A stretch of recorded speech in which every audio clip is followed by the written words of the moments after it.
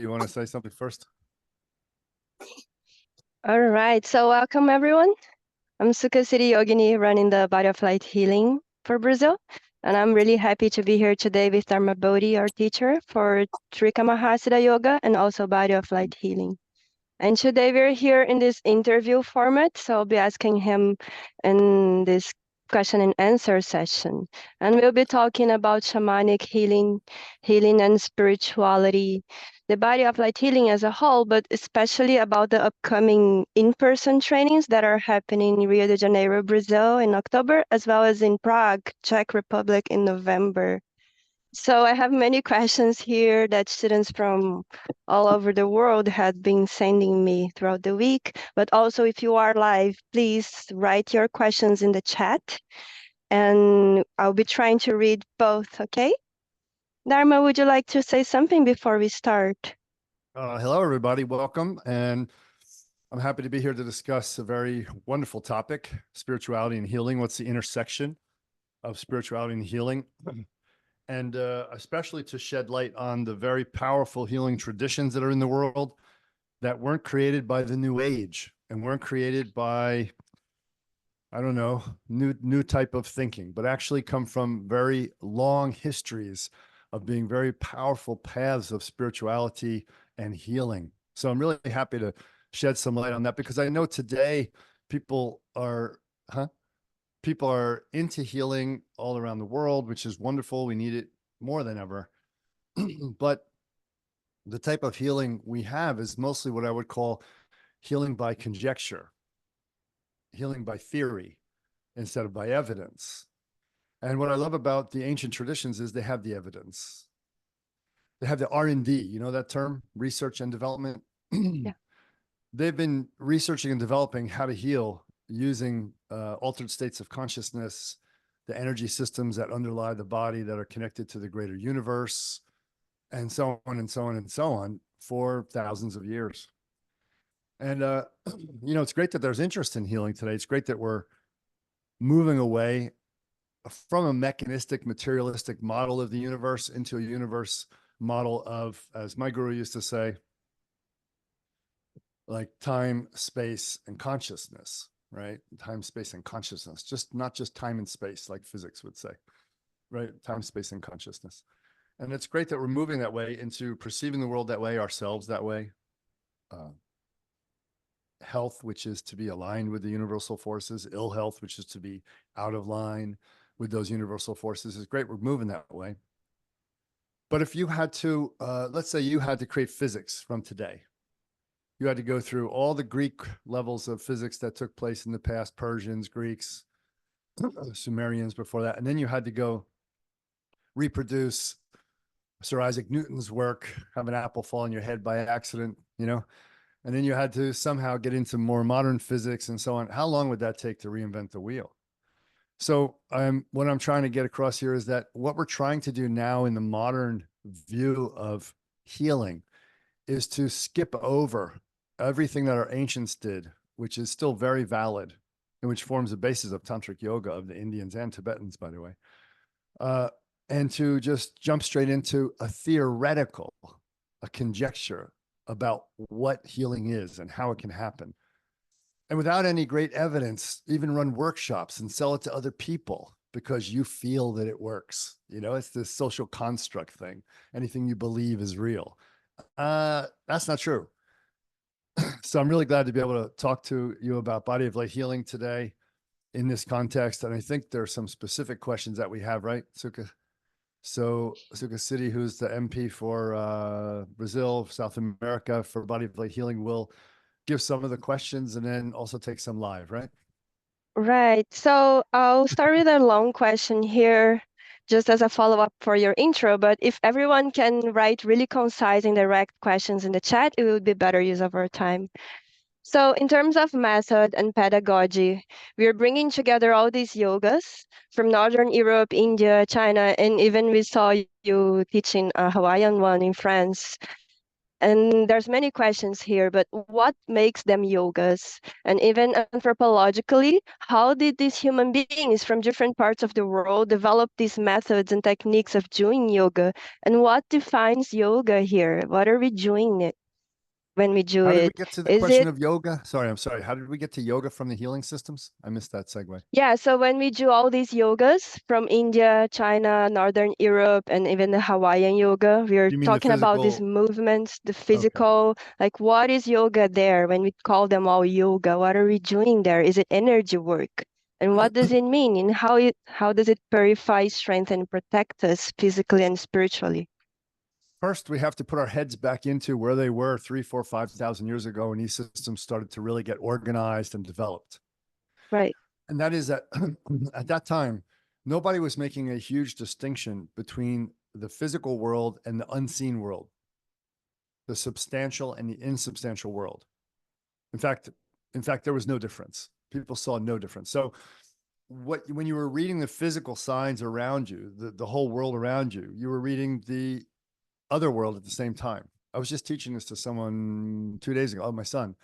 And I said, because he was talking about mythology and stuff. And I said, he was mentioning the dwarfs in the Lord of the Rings. And I said, do you know that there were no dwarves in the ancient Norse mythology? The dwarves were really what are called Svartalf, and they lived in Svartalfheim, the dark elves who live in the dark elf kingdom or world. And there are Ljus elf living in Ljus Elfheim, light elves living in the light elf world. What are the dark elves? They're the ones we call dwarves. They had all these other technologies, alchemy, chemistry. They could create amazing, magical, physical things, right? The physical thread that was incredibly strong that could tie up the great wolf that was trying to digest the moon and so on. And so they didn't have this breakdown. And my son said, what's the light elves? And I said, well, when you're walking in nature and you get to these beautiful waterfalls in this pristine little enclosure with trees, and it just feels so magical. And if you happen to see the sunlight coming in, you'll see little sparkles in the sunlight, little bindus, we call them, swirly things. This means that this is a concentrated area of the light elves. The light elves and the forces of nature were seen as one.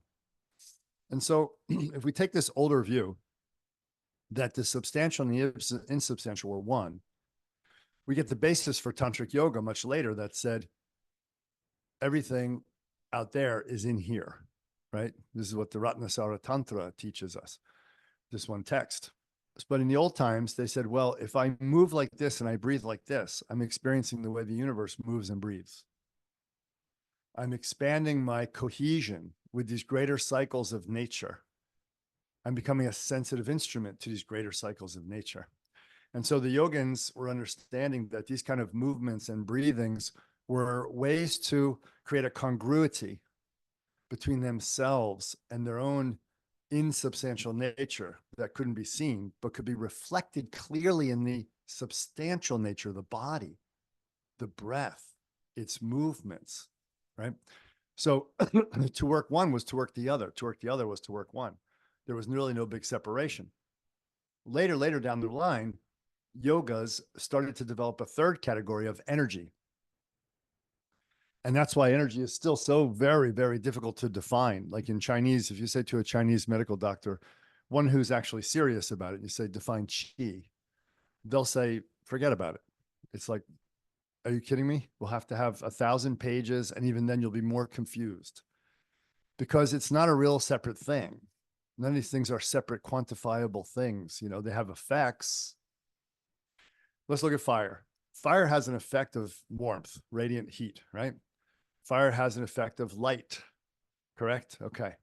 Fire has these effects. Even further, secondary effects. With the warmth, you can cook. Or with the warmth, you could warm your body and not die. Secondary effects, tertiary. But fire itself, what is it? Physics to this day cannot say what fire actually is. It can only talk about its properties. And that's okay. Some things should be left a mystery.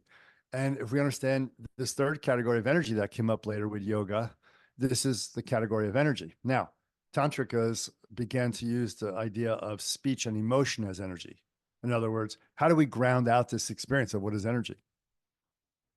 So the way we speak and the emotions we feel and desires we feel, this is a type of energy. Then we said, okay, now we have body activity, energy / emotion, speech, and the insubstantial, the mind, the spirit.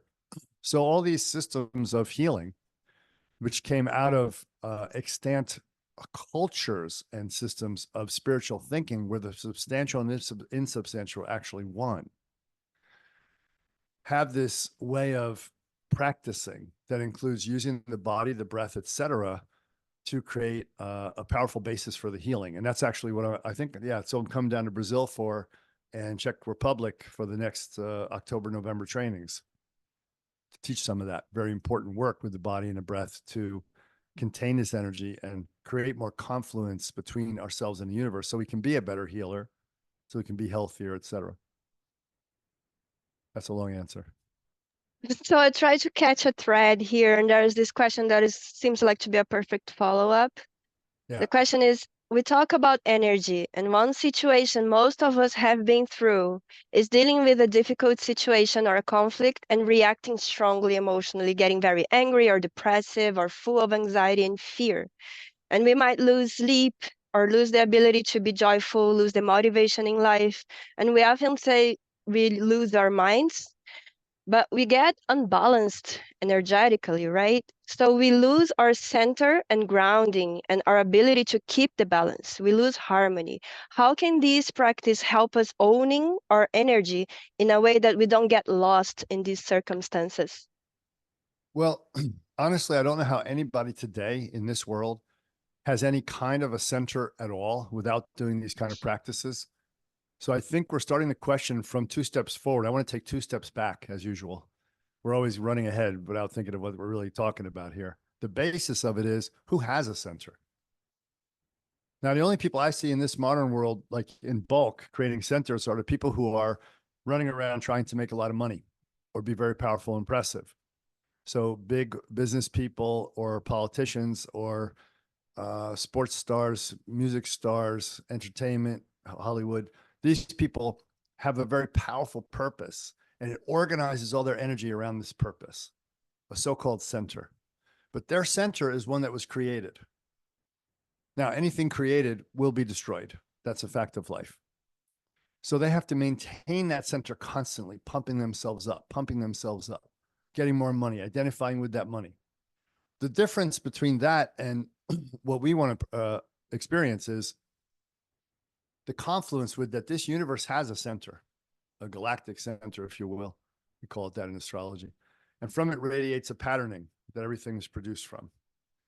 Basically, what it means is behind what we can see is there is some kind of time-space consciousness patterning, right? And what we see is a reflection of that. That's how astrology works and how the signs of shamanism work to see who's going to get healed or not healed and so on. So if we look at this from the ancient perspective, people said, hey, we're naturally born into this mesh of energy, this web, in ancient Norse, they call it orlog, the orlog, this web of energy, light, consciousness, matter, spirit, etc. But we have conscious will. This is what's so weird about us humans. And we can actually develop activities of our thought process, of the way we react emotionally, of how we eat and how we sleep and how we exercise or don't exercise, etc. That creates its own cyclic reality that is not consonant or confluent with the greater cycles of nature, but in fact is dissonant, right? Going against the greater cycles. But we can maintain those cycles through our own effort. And that's what most of us do. And that's what we call our center. So I want to start right away with, you feel like your center is getting blown out. That's a good thing. It's at first a very good thing. Let me tell you, your center's blown out. That's good because it means you didn't have one. What? Yeah, it means you didn't have one to begin with. So what I'm talking about is in this ancient way of training the yogas and the practices I'm going to teach on this 2 weekends are, this is just the beginning of it, but it's the foundational work of how to get ourselves to create a center, which is actually one with the universal center at the same time. where our center is known to be the exact same qualitative experience as the universal center and functioning the same way, radiating the same qualities, the same virtues, generating the same cycles of greater nature so that they become fused together. Then our center is fused with the greater center, which it takes its origin from anyway, and is exactly the same in quality. And then we become Mahasiddhas, like great beings that have great attainment, because now our attainment is not limited to our little individual self. Our little individual self has gained the universal center, you see? Now then, we don't have to discuss anymore, I got my center blown out. It's not possible.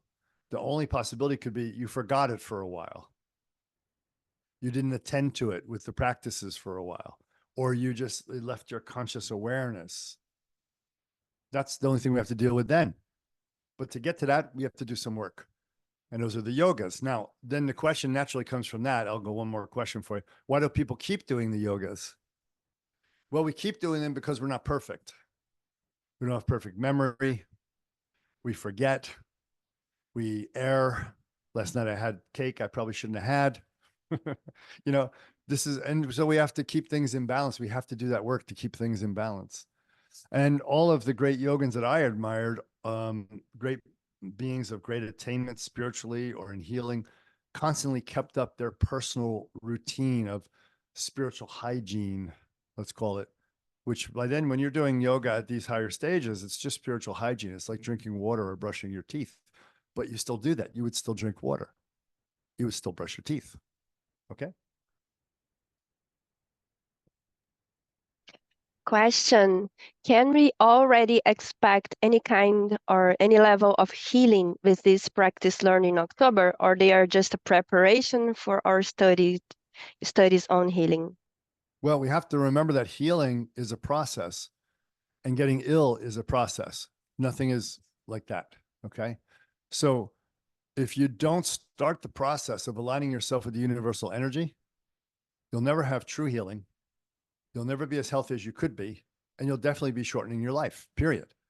So even if some doctor comes in and cuts out a cancer tumor, yay, that's awesome. You got saved. I love it. We need emergency medicine because we forgot so long to attune ourselves to the cycles of nature. We got out of whack, and someone was able to come in and save the day. It's called exorcism in our work. The doctor exorcised an entity in your body trying to kill your own body. That's just what exorcism is. So there's no difference there. What I want to look at, though, here, we should all look at is the process. What led up to that situation, right? We didn't rectify earlier enough. In Ayurveda, we have 6 stages of illness, and the 7th is death. So it's not illness. So 6 stages of illness, then you die. When you look at this, what's called samprapti, this pathogenesis, stage 1, 2, 3, 4, 5, 6, it's not until stage 4 of this Ayurvedic progression of illness that you see symptoms and signs externally manifested. Like, oh, I have a headache now. Oh, I have itchy skin, look, flaky skin. Or, oh, I have a lump. You know, you don't see any of that in the first 3 stages because this is a system based on the insubstantial that creates the substantial.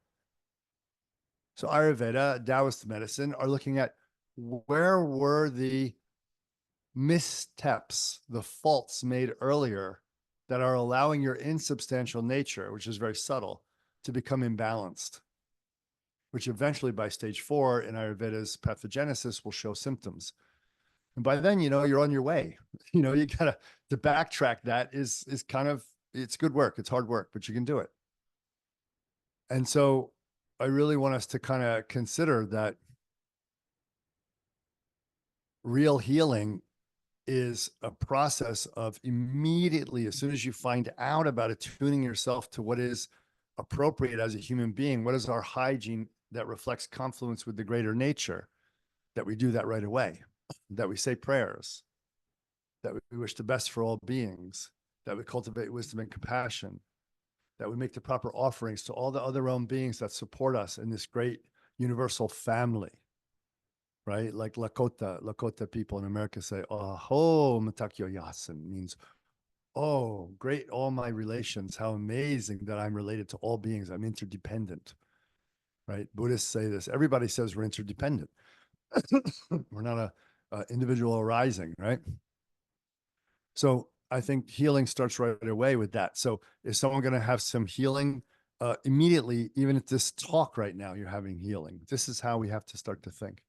I'm starting to think, how am I out of touch with nature? How am I out of imbalance? How can I bring it back? That's healing right away. Now I learned a way to breathe. Now I learned a way to move that helps me find within myself those greater cycles.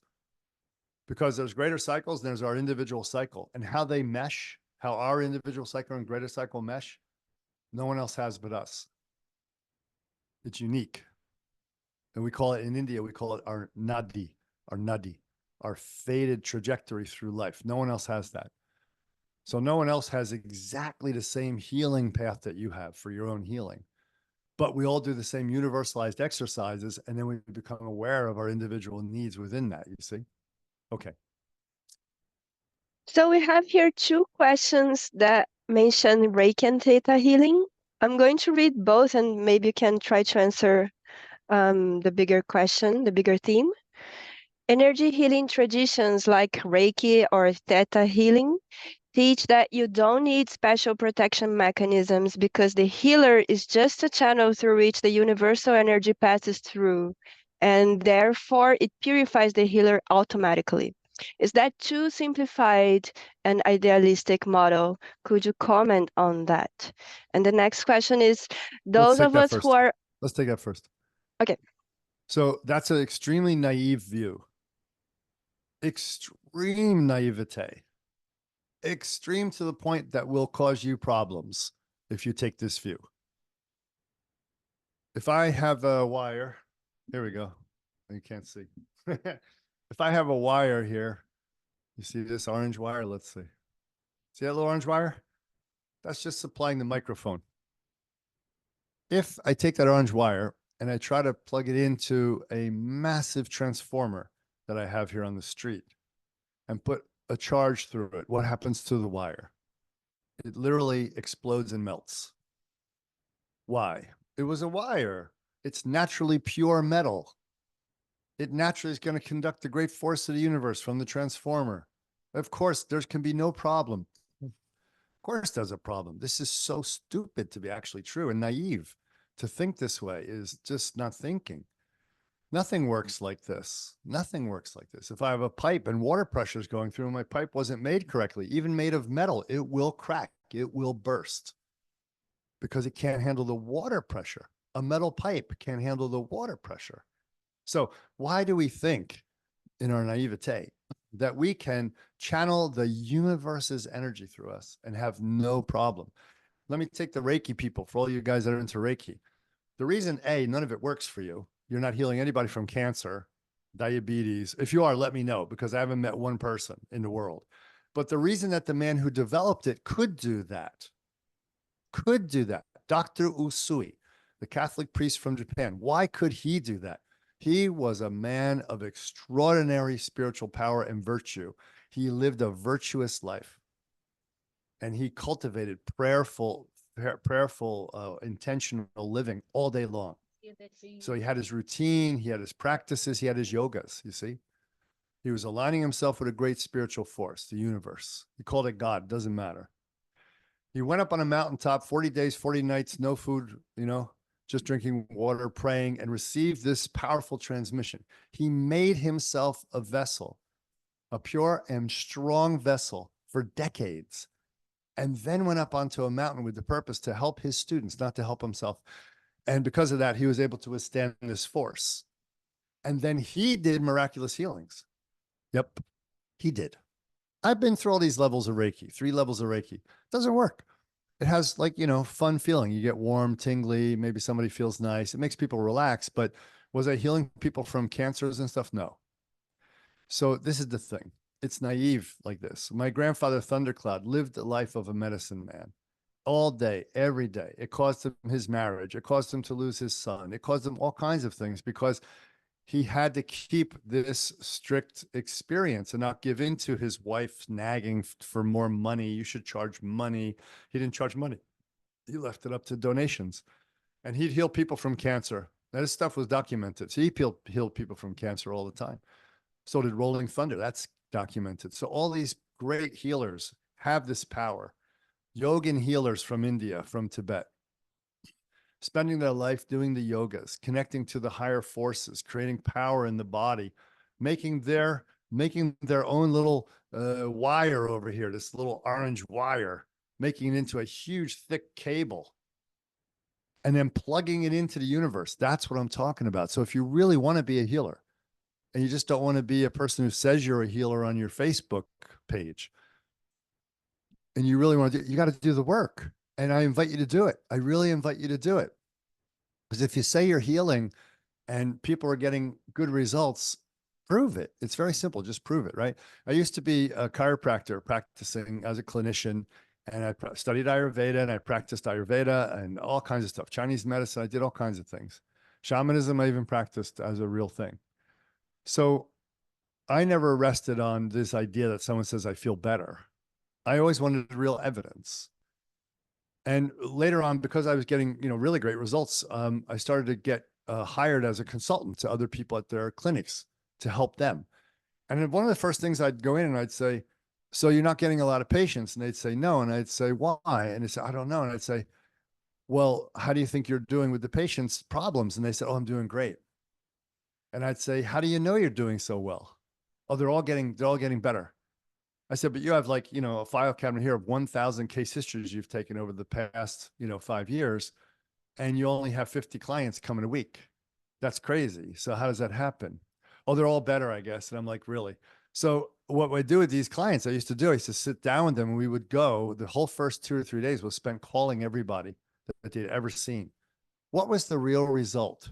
Did your cancer go away? Did your diabetes go away? Did your hypertension go away? Did your atherosclerosis go away? Did your hepatitis go? And the person would be shocked. Like, once I got the point across, I drilled it for a few more hours with more calls. Yeah, it didn't work. Okay, something you're doing was ineffective. And then I started to teach them about frequency, intensity, and duration. You have to have more treatments with them. They have to be more intense. You have to have them a bit longer. Blah, blah, blah. You can't go every 15 minutes because you have to pay your student loans. If you want real healing, you got to do it differently, et cetera, et cetera. You got to change your life and become a healer. So yeah, that's naive. There's no any system ever created on this planet that has real evidentiary effect of healing, where you simply go, I did a weekend course. I learned how to go like this with my hand and do a symbol on somebody and then go like this, and now they're healed.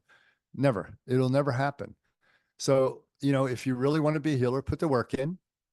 And if you want to do the weekend workshops and talk to all your girlfriends over tea about it, about how great it was, then do that, because it's really different. I'm not putting it down. Everybody needs a social hobby. Go for it. It's awesome. But don't fool yourself.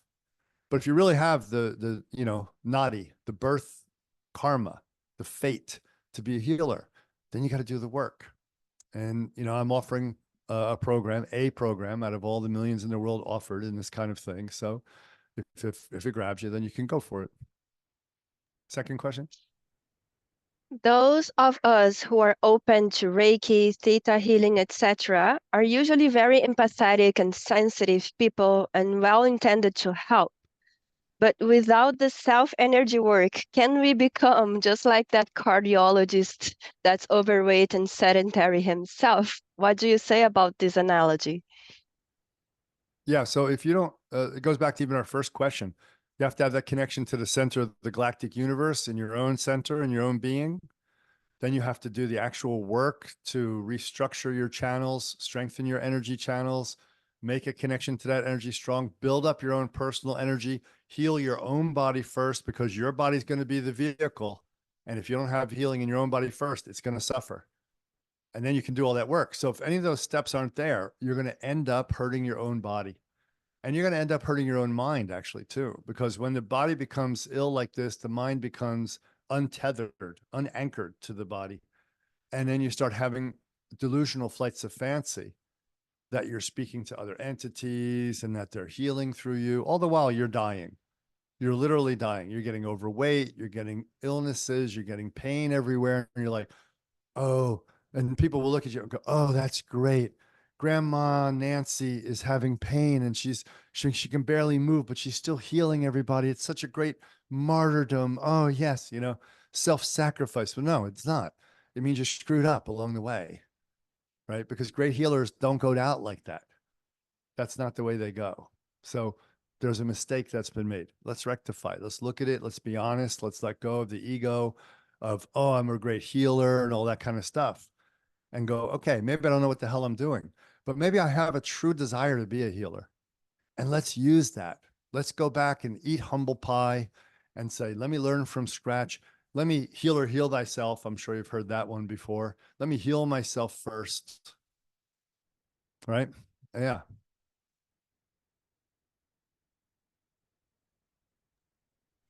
Okay, so I lose a lot of energy overthinking. Can those practice help me with that? You lose, say again? The person saying I lose a lot of energy overthinking.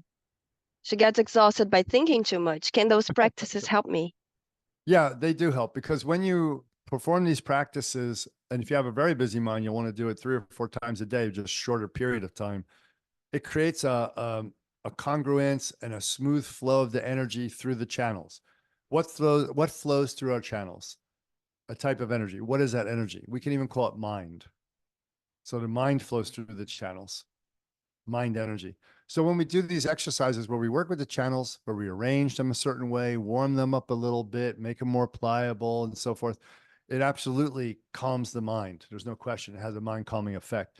If that's accumulated daily for a few years, those people definitely have very slow minds, we call it. But I don't mean that in a way of saying, you're not sharp or smart. What I mean is, when I walk around, I don't have thoughts invading my mind all the time. They're rare. Like a blue sky, a cloud comes by every now and then. That's how my thoughts are, and that's what we want. So yeah, you can have a direct experience like this. This is in the classical Hatha Kundalini Hatha Yoga. This is why we do these breath practices and physical practices. One of the main reasons is to slow the mind and stop it. Actually, give us a break from it, so that while we're holding a breath, while we're visualizing something and just relaxing, there's no thought at all. And that allows for a very deep connection to our own inner galactic sun in the center of our chest. Next question. Do the purification and protection practices we are about to learn also help to protect us when we have recreational sex with other people who are not practitioners? And furthermore, can they help our partner even if they are not aware that we were doing them before or during the act? So first you want protection from them, and then you want to know if it helps them. Okay, this is an interesting question. Let's again takes 2 steps back. Why are you sleeping with this person? What the hell? You have some idea the person might have some wacky energy and you're still going to stick your thing in there or wrap your thing around that thing? You need your head examined. I'm not really good at, advertising and marketing. You probably can tell, but, I'm really good at telling it how it is. And so, what are you doing? What are you doing? Of course, don't do that. That's stupid. So the next thing is, now you've dated the person long enough without having to wrap your bits around each other and share your karmic energies. You've dated each other long enough to go, that's a good person. As much as I can tell, they're not a sociopath setting me up with, grooming behavior so they can eat me one day. I think they're a good person, you know. So we're going to let this intimacy extend physically. Okay, great. Now you know you don't have a lot of bad stuff to pick up from the person, because they're at least as good as you are, if not better, right? So that's the first thing. The second thing is, if you do these exercises, does it clear out the bad energy that you had from having sex with someone with bad energy?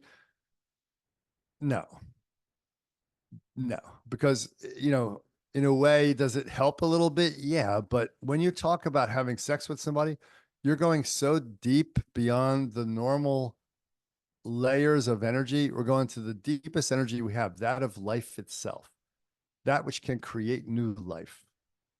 And that which, if used yogically, recreates ourselves in a spiritual image, light body, etc., a Buddha. So once you mingle those energies, if you're thinking doing a little bit of huffing and puffing is going to fix it, and you mingled it with someone you shouldn't have, I think you made a big mistake. You should just learn from that and not do it again. And learn to date someone a long time before you know them well enough to have sex. That would be my advice. It's better than talking about all the other. Go ahead. Question. I understand the practices will help us protect our energy, not Yes. being drained or contaminated by treating others, but can they also help me connect better with the patients? As a side effect, that is there because you're becoming more centered, you're becoming energetically more full or fuller. So when you're with the patient, how can I say, in the trajectory of learning to be a healer in this way, a shamanic type of yogic healer, shamanic priest level, over time, what you present as you develop yourself more and more and more, it allows for much more of a intuitive art to take over the scientific process that you learn in training. And the intuitive art is there supported by the scientific process that you're using. Scientific, I'm using here even in the form of shamanism because it's a procedure that you go through that gives a defined result. That's science, right? Okay. So that is still there, but the intuitive art is released inside of that experience. When you attain enough self power, confidence, energy, and so forth, that intuitive art is allowed to flourish. And that's when the real fun begins because, yeah, then your intuitive or psychic diagnosis gets better, the treatment gets better. Even like I remember I'd sit in Ayurveda clinic and someone would be talking and a formula would just pop in my head. Not one that we had. We had set formulas of herbs. I'm talking about herbs, but just one would just pop up. And I'm like, huh, I'd be looking at it up in my mind, like, that's an interesting formula. I wonder why. I'd write it down while they're talking to me and I'm asking questions with the case history. It doesn't make any sense. But an hour after I take the case history, because that was the most important part in practice and still is the case history, at the end of it, I would look at it all and say, wow, now I see why this formula was revealed intuitively in that moment. Do you want to say it was given to me by some great previous Ayurvedic doctor who died, who's a Mahasiddha? Fine, I'm okay with that. Do you want to say it came out of my own, because my own intuition plus my training came together in that moment, meeting that patient in that perfect instant, it all came out? Yeah, fine, I'm great. I don't care all, because to me, in my understanding, all these models are true. All these models are happening simultaneously. It's not one or the other. So yeah, this will increase. For those of us who are already therapists, can we teach some of these practices to our clients so they can also benefit? If you get good enough at it, yeah, if you get good enough at it and you are humble enough to let me check you to make sure, if you're humble enough that you want the best for your patient. Did you ever hear the oath, first do no harm? Yeah, that's the doctor's oath, right? Hippocratic oath, first do no harm. Well, if I'm not good enough at these practices yet, and I don't know who can use them and who can't, maybe I do the practice perfectly, but I'm not sure still who it's right to give to for their situation. It may make some conditions worse. It may make some conditions better. Then I don't, I'm going to be harming them. I don't want to do that. Right. So if you're humble enough to let me check you on it and check your knowledge about when and who you can give it to and so forth, for sure, I want you to be able to give these are part of the healing practices that sometimes for some people, this is really important healing practices. Yeah. So sure. It's part of the treatment. Can energy work help us with depression, anxiety, panic attacks, existential crisis, and compulsions? Well, that was covered earlier. So the energy practices, like I said earlier, create the proper connections into the trajectory of healing versus decay. So to whatever degree that you're fated to do it, if you're 80 years old and you have these conditions that she just said, and you go do the weekend with me and you practice it 5 minutes a day, is it going to make a difference? No. It's like shooting an elephant with a BB gun. It's not going to do a thing, right? Throwing a rock at a rhinoceros, it's going to poke a hole in you. So, you have to be realistic about this thing. And this comes from the philosophy that I studied in chiropractic college about how healing works. There's a whole philosophy of it. It has 44 principles that come from the universal center all the way down to the individual and go through healing, the healing process. And one of these 44 principles is called limitation of matter. And limitation of matter is a very real thing. Unless you're a miraculous healer person who can go to what we call stage 10 out of 12 stages of becoming a Buddha and act as a Mahasiddha to change time and space and perform what we call miraculous healing. Unless you're that person, which none of us are, because you'd know it by now and everybody else would too, then you're going to be healing within time, space, and consciousness, not outside of it. And that means that we have to pay attention to all that kind of stuff. Yeah. So, processes take time to reverse in this dimension. That's all there is to it. Question.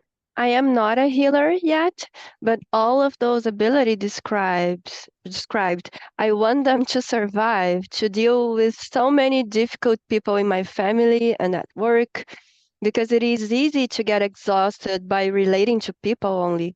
I want to go through conflicts without getting drained. Then maybe I can actually help someone. I think you have discussed it.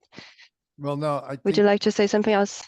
No, I would. I think it's a good question. It wasn't covered in certain ways. This is now the person's ability. If I go through this healing type of training, will give me a personal resiliency to go through things and possibly even better deal with those things and help other people. And I think that's a really good point. The purpose of the Body of Light Healing Program is definitely creating healers, but there is this other thing to understand that in every spiritual system I studied, including martial arts, they said you also have to be at some level a doctor. Right. So I'm in martial arts and they're teaching me medicine. I go, why am I learning medicine? They said, because it's the proper balance. And I go, balance of what? And they said, light and dark. If you know how to hurt, you have to know how to heal. And I was young. I was like, okay, that makes sense. It makes sense to a child mind. And I just learned it. Later on, I got more philosophical about it and thought, it's a very interesting thing. Well, if we know how the energy functions, the body functions, and we know how to, murder you very efficiently, we probably will have more insights about how to release the flow of energy for healing in you and start to make more sense on that philosophical level. And of course, it makes great sense. But then even when I was in Kundalini Hatha Yoga with my Indian teacher, he said, you really have to know some medicine and you have to know some astrology. And I was like, why? I just want to get enlightened. I didn't have a big enough view yet to understand it. And he said, because if you're your own doctor to some degree, that's going to teach you a lot about yourself, about others, about life. And I was like, it's when I already was a chiropractor, physical therapist, had done some Chinese medicine before I met my guru, but excuse me, his words reached me in a new way. And I started to think, and then when I met with my Lama, he was like, you have to know some medicine. He used to give me medicine all the time. He gave me this special medicine that he would do ceremonies on and give it to us. He gave it to everybody that he had a deep relationship with. It was so sweet. And it was a medicine that had ceremonies done on it for a whole year. And the final year, all the energy would go into the medicine. He'd give it out. So he would save packets of it. And every time I'd come visit, he'd give me more. And I said to him, I told him my background. He said, okay, fine. You have the Chinese, you have the Ayurveda, the chiropractic. Okay, yeah. But he understood how important it was. They all said yogas, you have to do yogas. And they all said you have to do some medicine. And most of them said some astrology. Now, Body of Light Healing, at some point, those Body of Light healers who want to go into the apprenticeship with me will be doing healing astrology. They will be looking at how astrology is a great indicator of diagnosis and treatment and prognosis as well. I'm teaching oracles in Body of Light Healing. We use oracles because we can't feel everything perfectly yet. The insubstantial cycles of time, space, and consciousness to cycles of energy, and we can't feel them all perfectly yet. So we throw oracles. And oracles are very, very useful in this practice of becoming a healer. Well, astrology is nothing but an oracle, actually. So at some point down the line, my wife and I will be teaching astrology to those apprenticeship people in the Body of Light Healing. But that's very advanced. That's in the advanced stages of it, because there's so much to do before that. Because if you just go in and rely on astrology to tell you what to do for healing, and you're not a doctor, not a shaman, not a shaman priest, you have no way to use it functionally and really understand how it connects to the patient. Okay. But cool. Great. Medical We astrology is have not about that 10 easy. minutes. Should we try to do a few more? Get some live ones. Yes, about prayers. Are these How all do they live? work? Are these all live? Are these all live now? They are kind of live. They have been sent throughout the week. No, I don't. Let's get some from people who are live and made the time to be here. Anybody live have a question? Yes, from Jack. Do we have to get done at Though, 10? By the way, do we have to get done in 10 minutes, or can you go over? no, if you are willing to give us your time, we are happy Yeah, to stay. Thank sure. you. From Jack, though we honor the guardians and protectors of each lineage, depending on the technique used, could we say the source of healing power is the same across all traditions? The source, the ultimate source is always the same. But the way it comes to us is through different vehicles that we have karmic relationship with. And I think that's an important thing that people should understand. Because when people say, well, I'm just going to go right to the source and let the healing power of God just pour through me. Good luck with that. It's a good idea. But because we are on this planet and we are manifested as a unique being, we have unique karmic connections. Discovering those karmic connections in each life that we're here and bringing them out through the practices, through meeting the teachers that hold the empowerment to those deities, to those healing spirits, to those elements, etc. In those traditions, in the way you do it with the customary forms and so forth, that unlocks what we can't get going direct. It's too difficult to go direct. It's the difference between Catholicism, Orthodox Christianity, and all the Protestants. All the Protestants. You're going to go direct to Jesus. Jesus, come directly to me. But you have no ritual. You have no purification practice. You have there's nothing to hold it together, right? It's a great idea, but it really doesn't function like that. You know what I mean? So yeah, I would say going direct is included in all of those systems using an agency, which makes it easier to do. Okay. It's all about efficiency. What is efficient? You know, we're trying to reinvent the wheel. It's just why are we have so much hubris, so much arrogance? We don't want to go back and do what we need to do. Every time I went into a place to learn martial arts, white belt, I could wear my black belt, but I took it off and said I want to be a white belt. All my friends said, "You want to study with me now?" My friends are doing some martial art and I want to learn their martial art. Oh, you're a black belt already? I go, I don't care. Treat me as a white belt. I'll go and clean the floors with everybody at the end, you know, because if you don't, you're never really going to get it in every system, healing, martial arts, all that stuff. So, okay, next. Next question.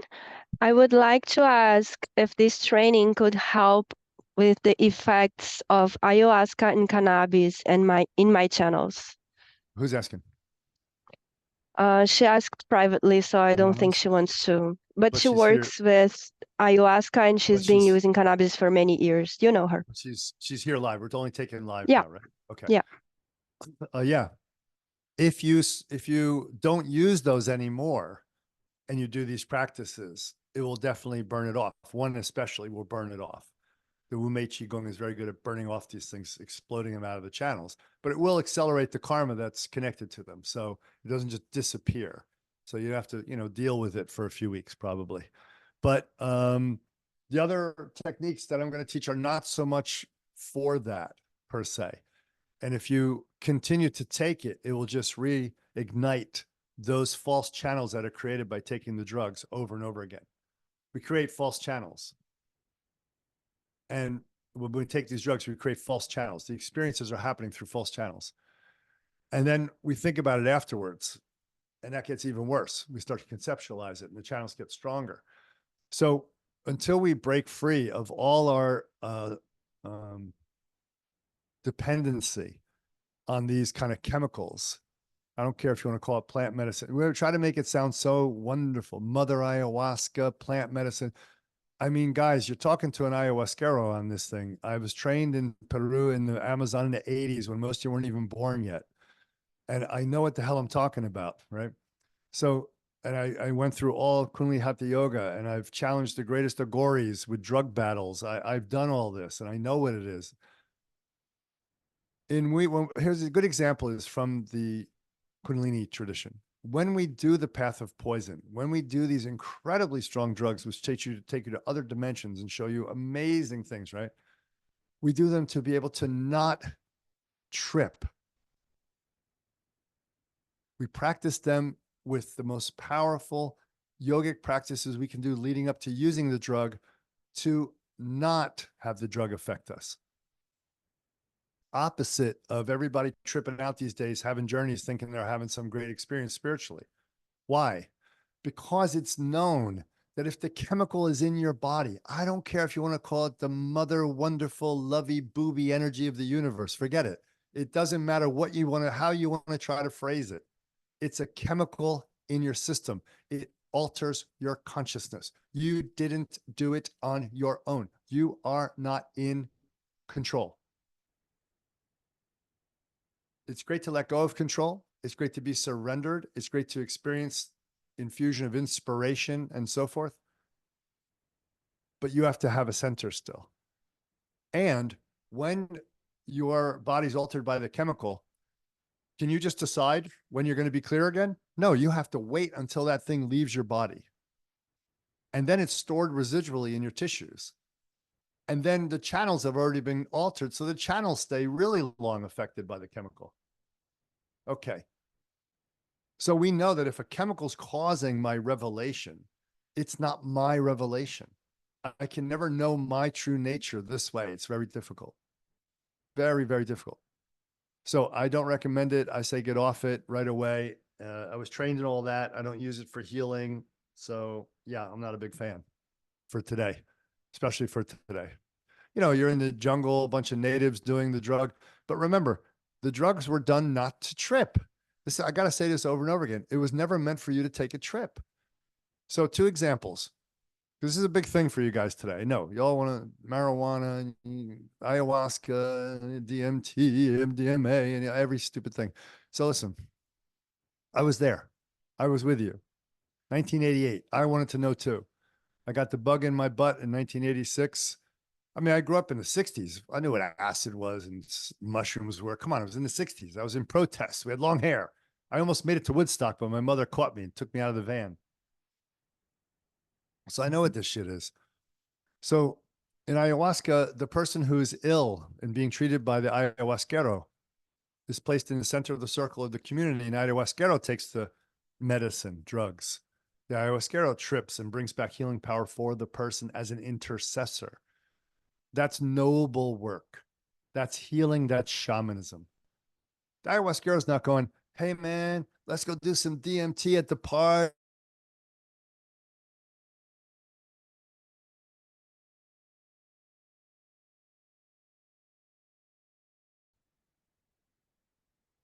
Right? So the ayahuasquero is, we disappeared for a minute, right? The ayahuasquero there is doing the trip for the patient. It's not a bunch of people in California doing an ayahuasquero party. Or worse yet, like if you do ayahuasquero because you want to party because it makes you trip, I actually have more support for that than for people who think they're doing healing with it, think they're doing some amazing spiritual work with it. Oh, we're all going to get high together and we're going to like ohm ourselves into another dimension. Oh, and we're on DMT, you know. No, this is really, really not good because it's flying without a helmet. It's very, very dangerous. Okay. So think about it. These people knew what ayahuasca is. They brewed it up, and yet only the shaman took it, not the villagers. Now all the villagers are taking it, us. Now we're the crazy population taking the drugs for the sick people. I mean, what? Okay. Second example, the peyote church in the United States. In the Southwest of America, you have peyote cactus, right? And it's like a little truffle almost. And you take this thing and you trip. Now, anthropologists have done tons of work on this. They interview everybody who comes in and out of the ceremony. Native American people born and raised in this tradition, white people just stuck in to try to check it out. The experience they have is almost diametrically opposed. Where the experience of the person who was raised in this tradition was that it was a soft, lovely feeling of love and the water element. And they might have a vision of a water bird coming in at the end of the ceremony and blessing everybody, which is considered to be high fruition of the practice, because the mother, the grandmothers come in at that point and serve you water, and you drink this special water at the end of the ceremony. You're thirsty as hell, but the water is a symbol of something very deep. So it's a way of just feeling this beautiful open thing. They don't trip. Like, they don't trip. Now, when you take whitey, blackie, Asian-y, whatever, Americans who didn't grow up in this culture, and you stick them in there, their experience is profoundly different. They experience all kinds of visions, all kinds of scary stuff, lovely stuff, but tripping. But they don't get the love of the water spirit, the mother water spirit that they're supposed to feel within themselves, to feel nourished and healed and whole and feel one with the community. It's a community ceremony in Southwest Native America. It's a community ceremony for bonding, for feeling that kind of oxytocin feeling. But when the other people that aren't trained in that culture come out of it, and the anthropologists interview them, they all talk about how it was like an acid trip. Oh, the tent was breathing and rainbows were coming out of everywhere. And then I was flying through space and da da da da. You understand? And so, uh, yeah, I think it's time for us to get off of these drugs thinking that they're doing something. Spiritually, it's a disaster spiritually. For healing, if you want to be a shaman that uses the drugs, learn how to use it by those shamans, use it that way. Stop giving it to the populace, the general population, and stop having parties with it, because it's just not meant for that. Yeah. Okay. More questions from the group? Yeah, the same person asked, what if this is my nadi as a healer to use those? But I think you just answered, right? Go get training. Go do the real training. Don't hang around thinking you're doing it by having somebody like, here's popular in Central America and South America. I know it's popular for you guys too. You get these shamans come out of the jungle and they come passing through and they do some ceremony and they make you a disciple. You're an apprentice now. But they're only seeing you like once every blue moon, every like 3 months, 6 months, once a year. They come around, do a ceremony. And what? That's an apprenticeship? They send you away with some prayers you have to do. And that's not an apprenticeship. An apprenticeship is when you really live with the person, work with them, go full into it, and then they give you the nod and you get all the initiation ceremonies and all the rest of it. So if it's your naughty, go do it, man. If it's your naughty, go do that. If your naughty is more to learn the type of healing that doesn't use drugs that we use, which is to use the body's energy and the energy that the body can channel, in a nutshell, from nature sources, natural unseen energies, from deities, because in level 2 of the body of light healing, we're going to go deep into using some very powerful deities for healing, how to make talismans of those deities, which means the deity's energy body is with you all the time in this physical form. You wear it, you keep in your pocket, etc. You give it to patients, you make them for your patients, or they make it with you as part of their healing. And we learn their secret power of their energy body, which is called mantra. And you perform the mantra in the proper way enough times, where you become the energy of that mantra, the source of that mantra, and you can use it to heal people. That's called mantra siddhi, having the power of the mantra. So that deity becomes your ally, becomes your aid. We're going to at least give one deity for that, if not 2 or 3. So, there's these ways of healing. Yeah. Great. Thank you, Dharma. Question from Eves. What criteria could I use to identify if a healing therapy method is effective or not? Did you get better? And so if you're talking about for a mental illness, it's quite difficult. You have to really know the person, see them, be around them long enough to know. Let's say I'm bipolar, something like that. I could be in the depressive part. You do some ceremony, you do your thing, and then all of a sudden I move into the part where I'm more excitable. And you think, oh, they healed them. Oh, they're healed. We don't know. We have to watch over a long term. Do they do this up and down, in and out more? So it should be based on evidence. I'm really big on that. As I told earlier, the story about my clinician experience and going and helping other people try to get better at being a clinician. I think we have to stop fooling ourselves and really look at the real evidence. And was very lucky to be taught by people who could heal, who could really heal. And you'd see the evidence. Thundercloud, my grandfather was healing people all the time on this full moon water ceremony he would do.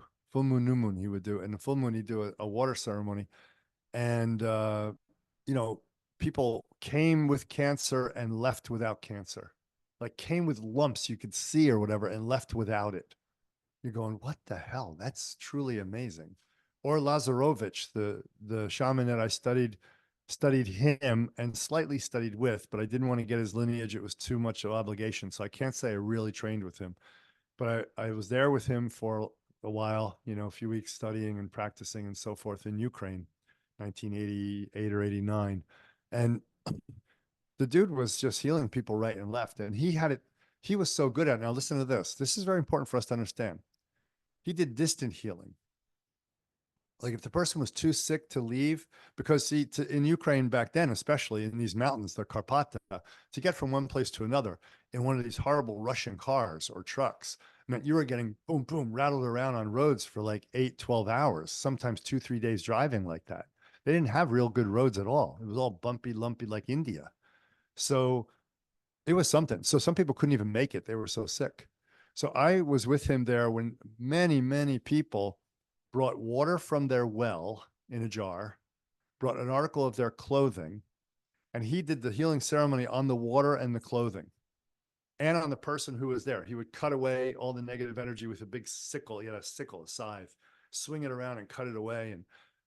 And they would go home. And we were there long enough to receive them coming back, bringing a pig with all kinds of vegetables and bolts of material because they have no money. It's not a money-based culture up there. When I was there, it was still not money-based at all. It was based on barter. Everybody was subsistence. And it was beautiful. And you'd find out that person's completely healed, that this person's completely healed, this person's completely healed. While we were there, dead baby was brought back to life.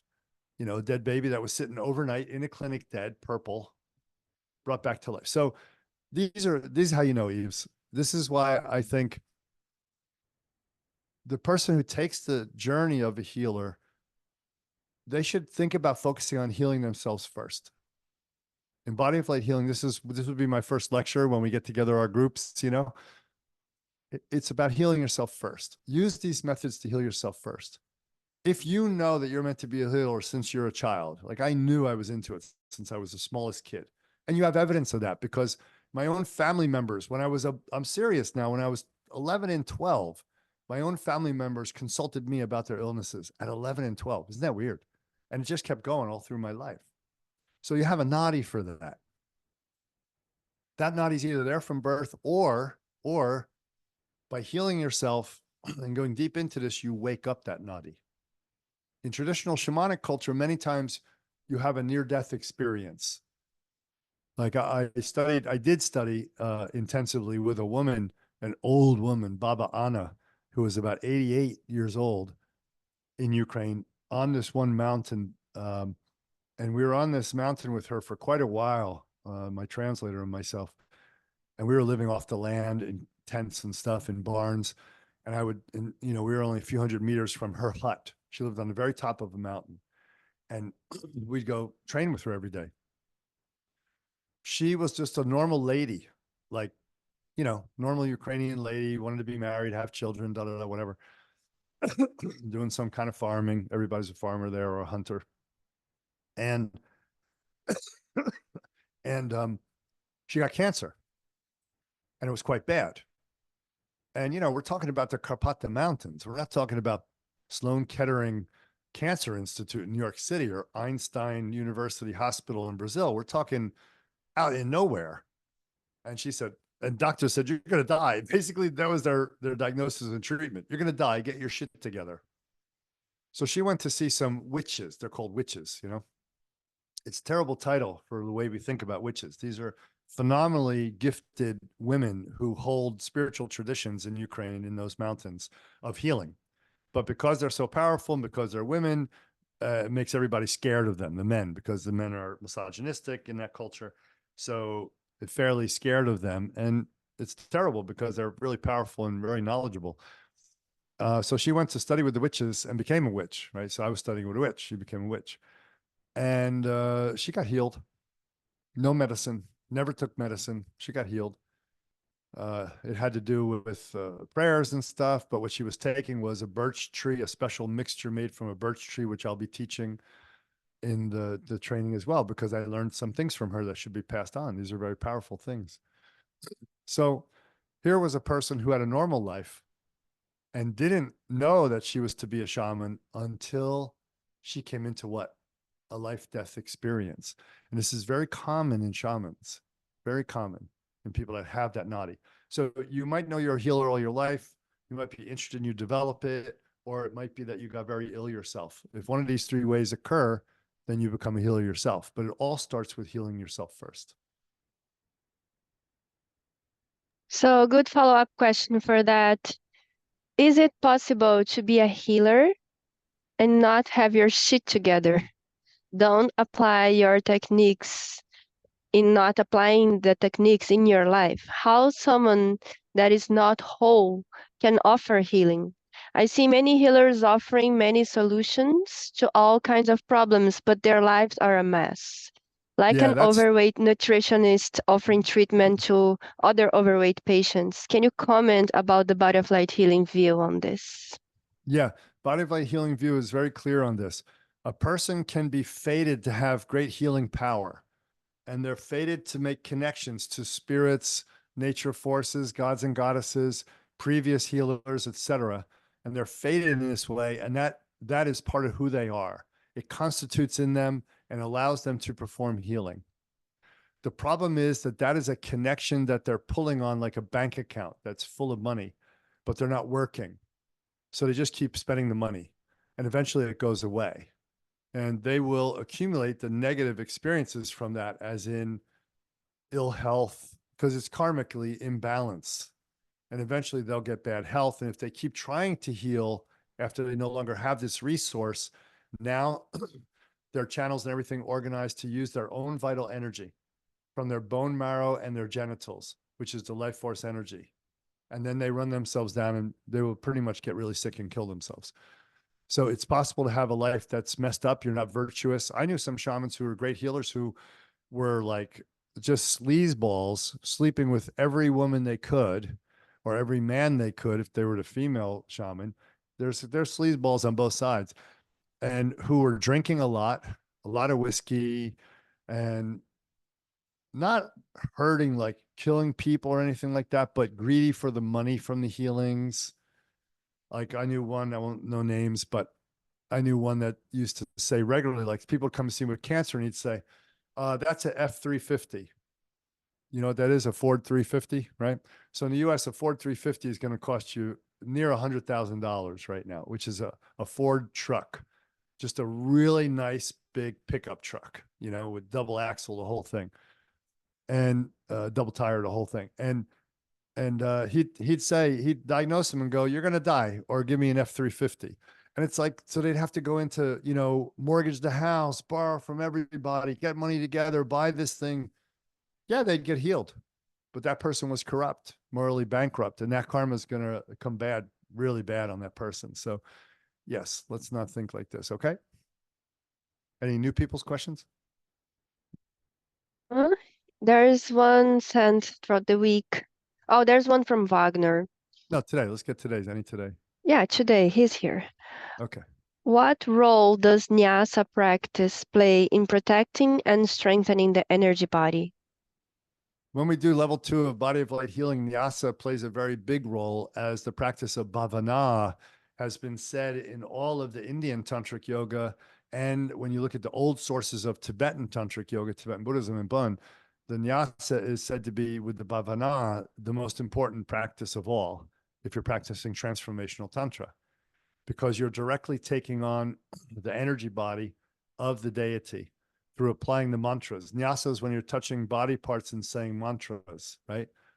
Right? Om Vak Vak, Om Prana Prana, Om Chakshu Chakshu, Om Shochum Shochum, Om Nabihi, Om Hridayam, Om Shirasihi.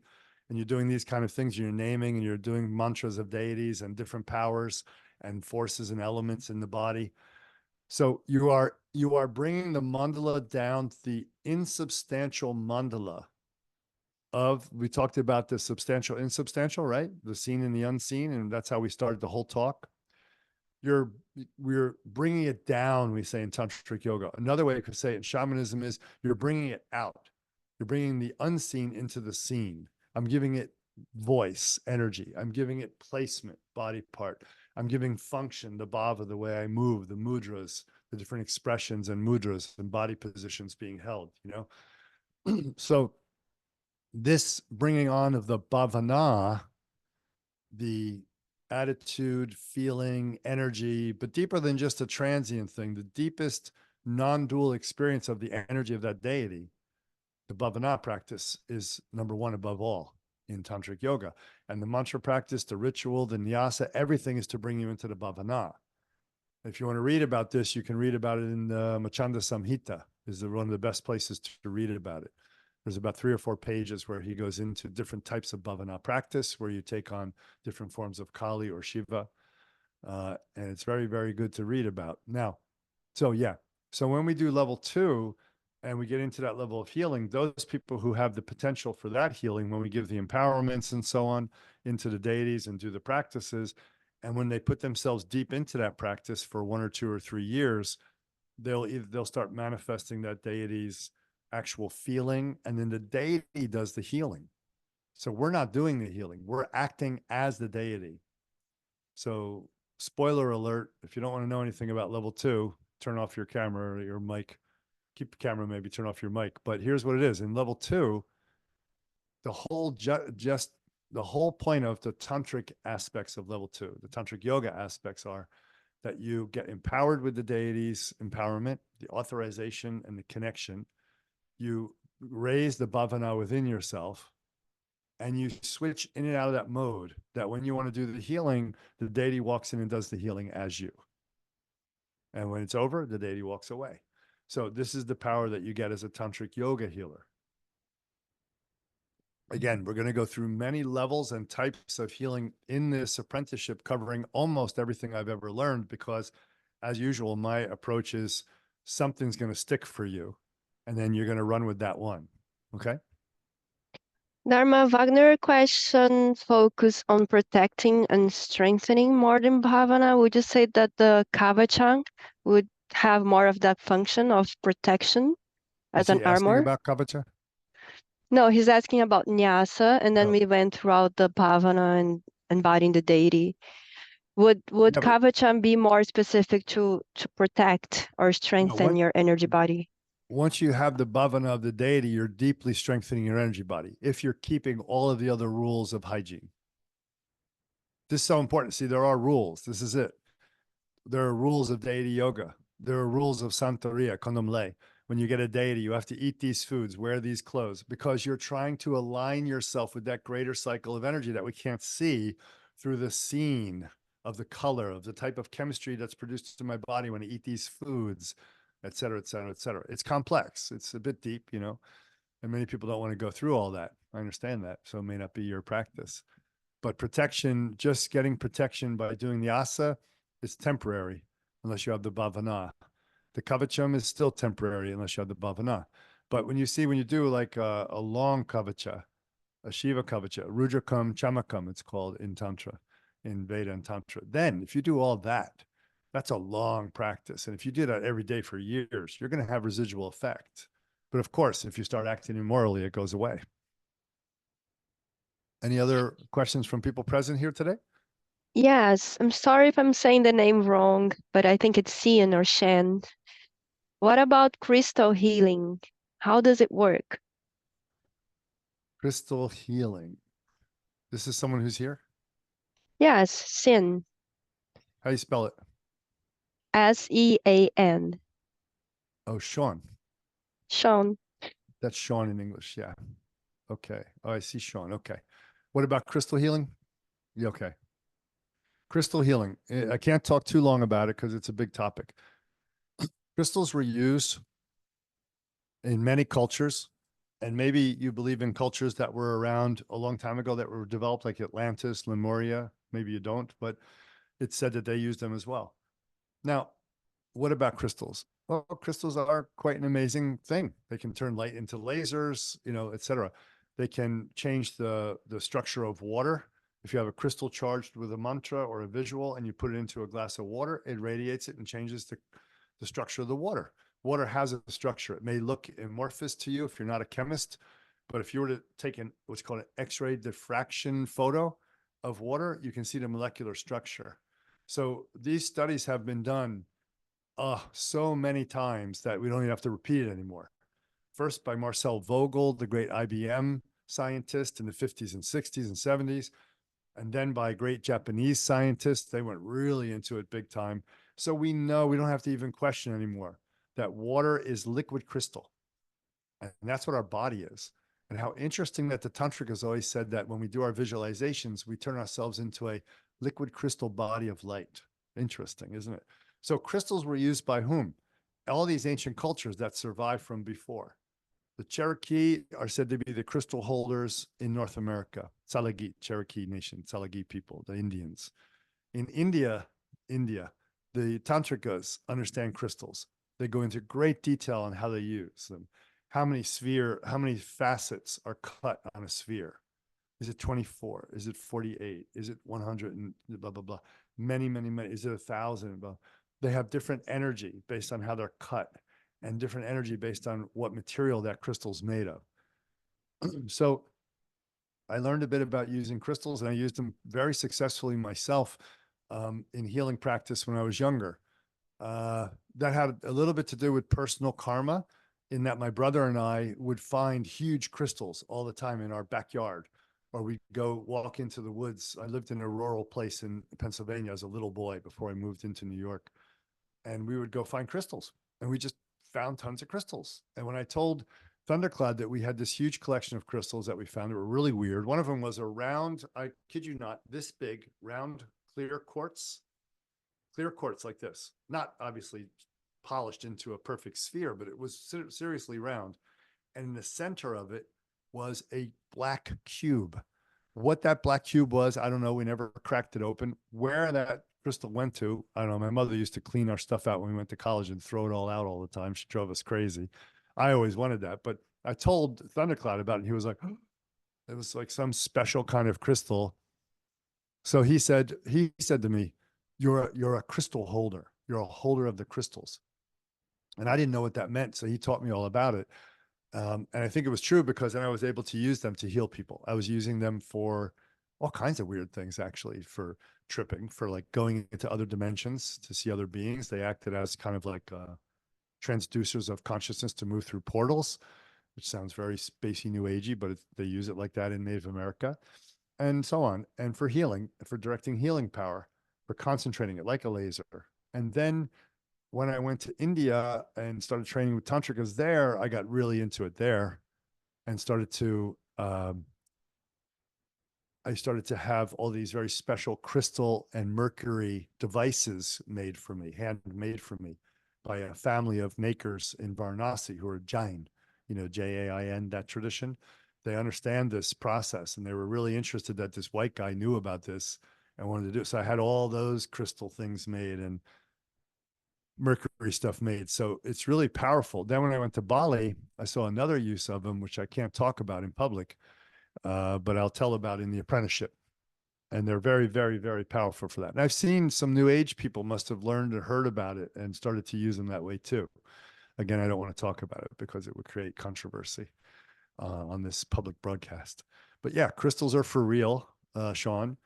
And you can take your shot at learning how to use them yourself, or you can contact with the name Sean. I'm thinking possibly you're from North America. Maybe you could send a little anonymous message to the WhatsApp group and tell me. If you are, then I would get up to Vermont and go see if she's still alive. Dhyani Yawahu. Does anybody know how to spell her name? Should I put it in the chat? Dhyani Yawahu. Can you see that name? Dhyani Yawahu. She's a Tselegi, a Cherokee elder who holds crystal knowledge, very powerful, very, very, very close sister friend of my grandfather, Thundercloud. I'm 62 now. She may be passed away. I don't know, but maybe someone keeps her knowledge. I'm sure someone keeps her knowledge. She started the Sun Ray Medicine Society. So she was their Sun Ray Medicine Society, Vermont. She was Voices of Our Ancestors is a book you should get by her as well to start off. She was recognized as a very ancient tulku, a great reincarnated master of Tibetan Buddhism. A very powerful one she was recognized as. But unlike other people that were recognized as that and totally swapped over and became, big Buddhist teachers, she didn't. She remained a Cherokee medicine lady and said, yeah, that's me too. I'm also this ancient Tibetan, and brought in little pieces here and there. So I really respected that from her, because some are like, oh, now I got a way to get a real audience. I'm a Tibetan reincarnated master. And she never went that way. So she teaches about it a lot. Okay, cool. Good question. Really good question. I love crystals. I mean, I'm a nut for them. I don't really think it's terrible to go out. Let me just say this though, to go out and buy them. See, um, I just basically found crystals. My brother and I found them. We didn't buy them. And what I think's happening now, where we're kind of raping the earth and killing the rainforest in Brazil for mining amethyst and all the rest of it, I think it's immoral. I think it's highly unethical, immoral. And I'd like us all to stop buying those crystals and supporting that just to have pretty things around the house. It's not good. So what I would really wish people would do is find out if they have that energy. And then you can go to places like New Hope, Pennsylvania. Let me write that for you. Oh, the stuff I'm going to teach in the places I'm going to take you, and the stuff I'm going to do with you guys, if you ever get to the apprenticeship level, is going to be pretty far out. But you have to really have a naughty for it. Otherwise, you won't be able to hang. New Hope, Pennsylvania. There are hills around there where you can go and just dig into the earth and find crystals, beautiful quartz crystals, milky quartz, clear quartz, rose quartz, those three mostly. And if you have that karma, not like you brought in a machine and you dug a whole mountain down. Of course, you're going to find a crystal. That's not karma. That's industry, right? You'll probably end up selling them anyway because you'll think it's a good idea because your heart is in the right place. But if you go and you just do what's called fossicking, I don't know if you know that word, fossicking in English, where you just, go around and kick over the rocks and look under the leaves and under the fallen trees. And this is what we used to do, my brother and I. And this area, though, is especially full of them, or was when I was a kid. I hope it wasn't all mined out, but you might be able to find some there. I think you probably will. You don't have to buy them all the time. Okay. Any more? Come on, Okay, let's we go. This is should good. have many questions It's good. from. Let's come because I want people to understand this training. We just did the very first Body of Light healing program training in France. We did the 10-day Lomi Lomi training. It was astoundingly wonderful and amazing. I'm so looking forward to it in Brazil and to do a few more before we pick the apprenticeship group, because it is the foundation of, what Wagner said, the Bhavana. You want to learn Bhavana. That's the Lomi way. It's all based on Bhavana. And then we give it technique, which is really cool. That's why I made it the basis of the whole program. It's like all the levels in one. So you get introduced at that level and you just work on it over time. Okay, more questions. Questions sent throughout the week. After practicing modern postural yoga and doing pranayama, visualizing chakras, we can become sensitive energetically, but also too sensitive or too open, and even getting paranoid or confused. And why is that? I love this work, but I'm afraid of going to your workshop again because I have got hurt in the past doing these practices. It's probably because your lifestyle wasn't grounded. If you have a lifestyle that's grounded, in other words, you exercise and you're strong physically, and you have a clear mind, and you eat well, and you don't ponder weird theories that make you ungrounded, and you follow a daily routine of practice, physical practice, energy practice, mind practice, all three doorways, you won't get messed up. Something in that formula that I just said you were doing probably incorrectly. So everyone should consider that for themselves. You shouldn't get whacked out and ungrounded and overtaken. I think it's very important to have a physical practice. I'm going to stress that a lot in the body of light healing in the opening lectures of the first bit, because, well, I don't think it's important. I think it's essential. I don't think there's any such thing as a healing practice where you're not cultivating your body. No matter what you do, your body as a healer, your body comes down, when it comes down to it, your body is the vehicle. Your body is the place that the energy emanates from, period. So unless you're doing miraculous spiritual healing, asking God outside yourself to do the healing, then some other gods and goddesses might show up and do the healing. That's different. I don't teach that, right? That you can't learn anyway. You got to have that energy, that karma for that. What we teach is the shaman priest level of training and the tantric yogin level of training, and then the direct realization level of healing for the highest level in the apprenticeship. So everybody who's practicing to be a healer, especially those people who want to apprentice with me, you have to have a physical body practice. And I would really, really lean on you having a martial art body practice, not just yoga, but a martial art body practice, right?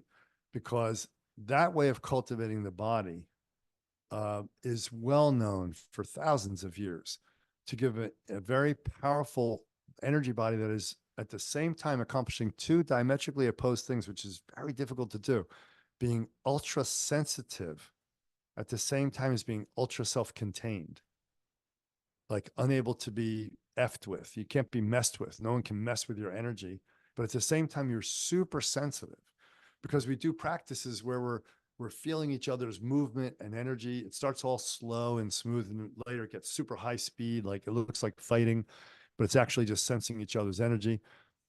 And that creates a very powerful body energy complex that achieves those two things I said. Usually it's too hard.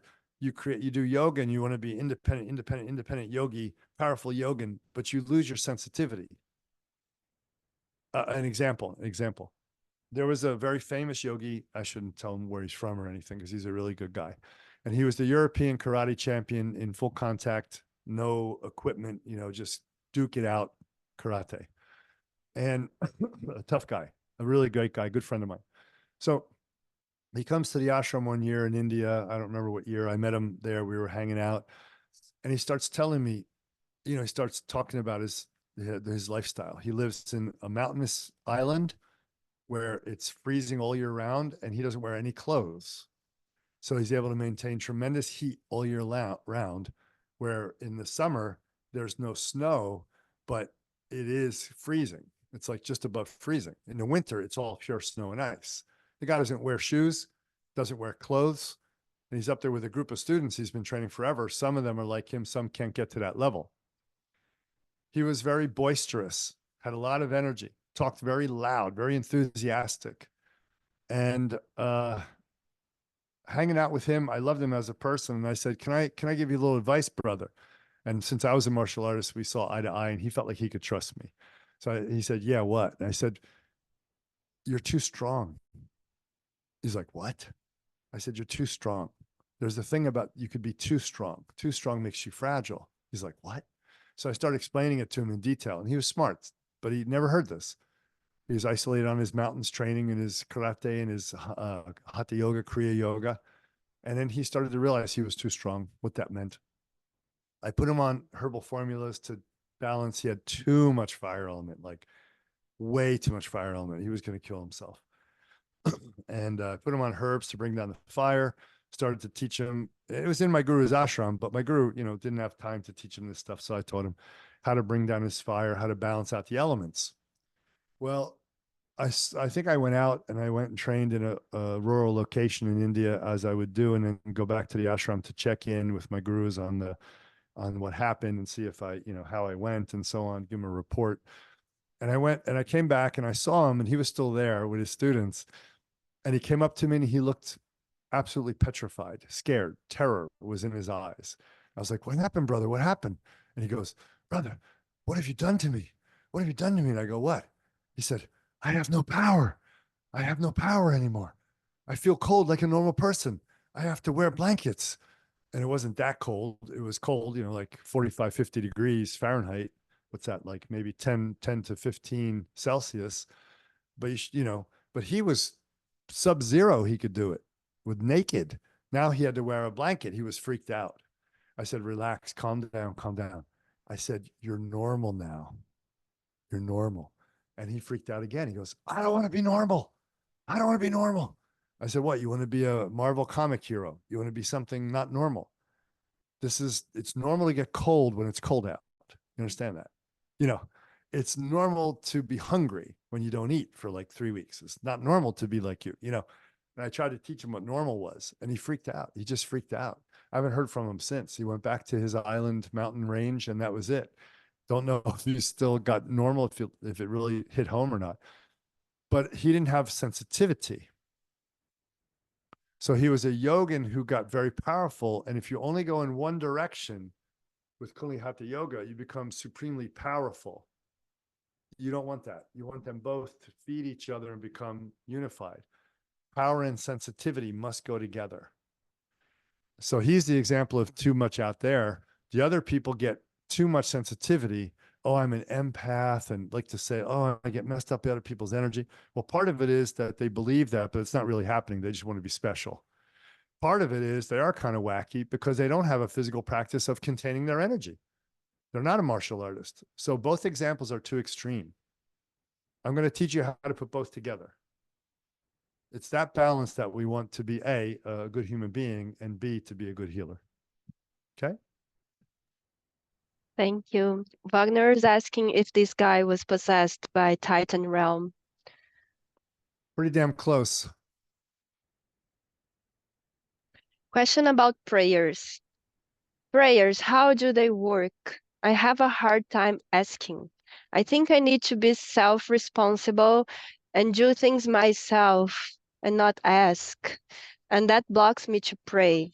And there is this paradox. I sometimes think I am humble because of that, and sometimes arrogant for the same reason.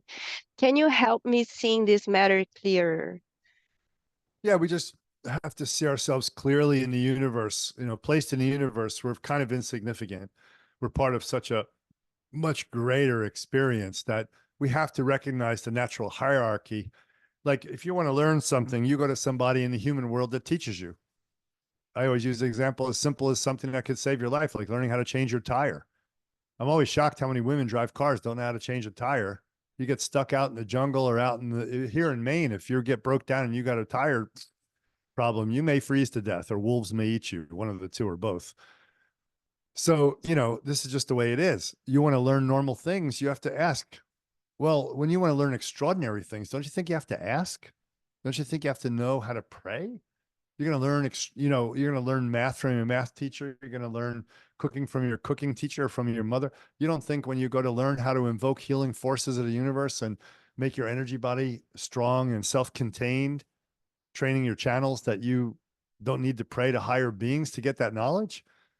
That's why even when we see our teachers in the Dharma tradition as higher beings, as Nirmanakaya Buddhas, because if we don't see them that way, we're not going to receive the highest level of teaching.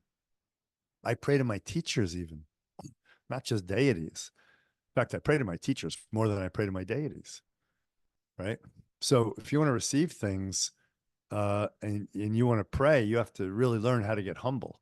Just get over yourself. So my advice would be, if you're listening, get over yourself. You don't know everything. You don't have all the energy. And if you really want to be a healer, you've got to tap into beings who are wider and more profound, including your physical teachers, but also those other level beings. And prayer is the way of connecting to them. Prayer is the way of making yourself open to receive. Humility is open to receive. Humility is recognizing a natural hierarchy and saying, I'm open to receive. You know, even when I go and train martial arts with my friends, right? And it may be true that I can beat the crap out of this guy who's my friend. He's a martial artist, but we've sparred many times and I've, you know, taken him to the mat. But if I'm learning from him in that class that day, I'm bowing. I'm saying, yes, sensei. I'm bowing to him. I'm calling him teacher. He's the teacher. He gets my gratitude, my honorific respect at this point, my reverence, purely because he is giving me something beautiful, right? And I'm going to be the inferior to his superior, right? Doesn't matter that I can beat him when we spar and that we're both equal black belts and this is the wrong idea. So make yourself humble, open up in prayer. You'll find it quite beautiful because getting stuck with yourself in the end is quite boring, quite limited, and we don't get realized getting stuck with ourselves. We need to go beyond ourselves, right? It's a big world out there.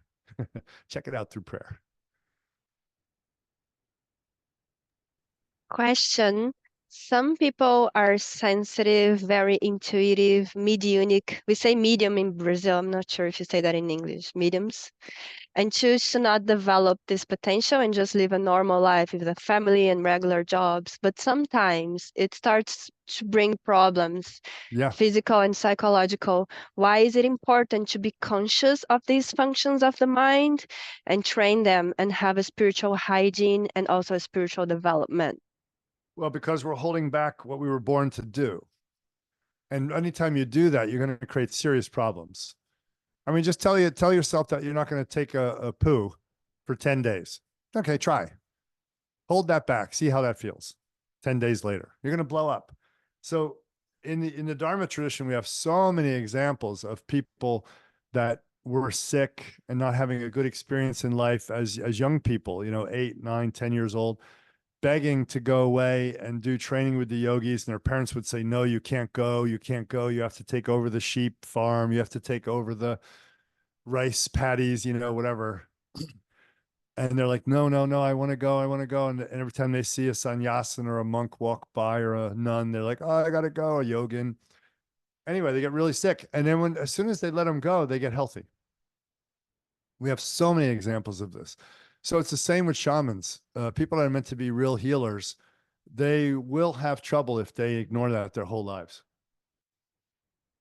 There's kind of a track record of that. So I would recommend not ignoring that. And it's never too late. You know what I mean? So who wrote this puja thing? It Do just you came want in. to read that one from Wagner? Some time ago, I was doing a puja and I noticed that I was not open to receive the blessings. Reflection upon it, I discovered that I was in a self-hate mode and I didn't deserve the love of the lineage. So after that, I was already of this subtle thought and let it go. Reflection discovered I was in a self-hate mode. Yeah. Yeah, we have to feel that we deserve it too. That's a modern problem, right? So we have to definitely feel that we deserve this. And how do we feel that we deserve this? Well, we act in a good moral, ethical way. That's how. Otherwise, you don't deserve it, truly, right? So just love all beings and really be full of compassion in everything you do in body, speech, and mind, and then you're deserving. Any more questions? Anybody Yes, live? many. Anybody want? Somebody could unmic and ask. That'd be fun. Yeah, that would be fun. Feel Somebody free. want to unmic and ask? Anybody want to put a little hand emoji up and jump on and ask something? Or is this like television So, you just watch to be entertained? Abigail Souza is asking, how can a martial artist prevent from becoming physically and energetically worn out and drained? How can a martial artist not become worn out and drained? Prevent from becoming physically and energetically worn out and drained. Of course, first of all, don't overtrain. And the second thing is, what's your motive? I think people get burned out by motive. A motive to be the best, a motive to be perfect, a motive to be superior, leads to like unending struggle. And struggle is what burns us out, right? It's better to practice within our limits with a lot of presence, and then we never really burn out. Like again, the same thing with the yoga example I gave of my friend on the mountain. The martial artist can go the same way, and here he was both, right? He was like a Milarepa plus a martial art champion, and he just became too cut off. Getting cut off will burn you out too, actually. Now, the type of burnout he was headed for, we call snap off. That means, you get to the point where you think you're doing great and all of a sudden you have a heart attack and you die. Right up to that point, you look like, oh my God, what an amazing, powerful, oh shit, he's dead. You just have a heart attack and die. But the other kind of burnout is a very slow, debilitating depletion that occurs. But both of them are coming from a wrong motive, which leads to a wrong way of practicing. You know what I mean? So it's really important that we have a steady lifestyle of practice, not overwhelmingly doing tons of practice on Saturday and Sunday, because those are the days we have off. And now we can do like 4 hours a day. It's nice, but that leads to a kind of polarizing experience of life. And we don't really want that polarizing. We want to have that natural lifestyle. Like when I studied with my Stav master, I used to live in his house, or Master Wu, I used to live in his house too. And they both adopted me, funny enough. So they would get up in the morning, and first thing after brushing their teeth, pooping and peeing, they did a practice.